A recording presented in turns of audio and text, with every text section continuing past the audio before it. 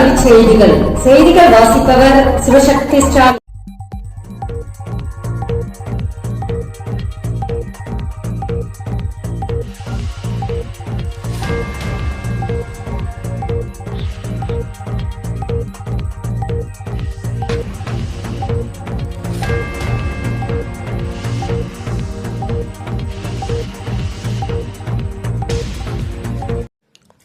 காலை உணவு திட்டத்தை நகர்ப்புறங்களில் உள்ள அரசு உதவி பெறும் தொடக்க பள்ளிகளில் 26/8/2025 அன்று முதலமைச்சர் தொடங்கி வைக்கிறார்.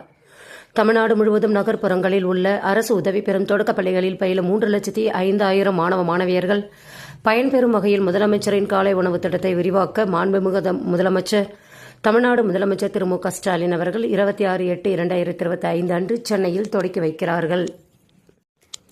முதுகலை பட்டதாரி ஆசிரியர் தேர்வு 1996 காலி இடங்களுக்கு 2.36 லட்சம் பேர் போட்டி. முதுகலை பட்டதாரி ஆசிரியர் தேர்வில் 1996 காலி பணியிடங்களுக்கு 2,36,390 பேர் போட்டியிடுகின்றனர். இதற்கான எழுத்துத் தேர்வு அக்டோபர் 12ஆம் தேதி நடைபெறுகிறது.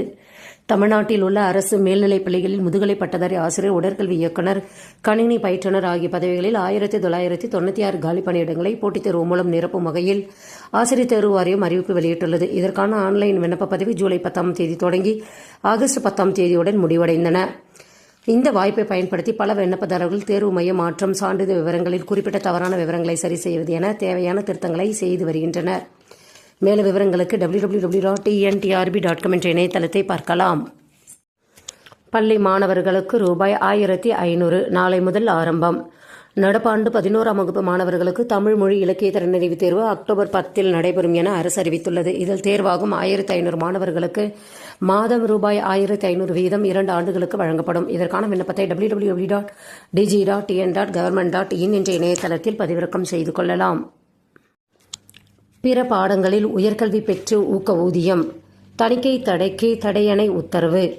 தொடக்க கல்வித்துறையில் பயிற்றுவிக்கும் பாடங்களை தவிர்த்து பிற பாடங்களில் உயர்வு கல்வி பெற்று ஊக்க ஊதியம் பெற்றவர்களுக்கு ஏற்படுத்தப்பட்ட தணிக்கை தடை சார்ந்து சென்னை உயர்நீதிமன்றத்தில் வழக்கு தொடக்கப்பட்டு கடந்த 6/8/2025 அன்று விசாரணை நடைபெற்று தணிக்கை தடைக்கு தடையான விதி பெறப்பட்டுள்ளது.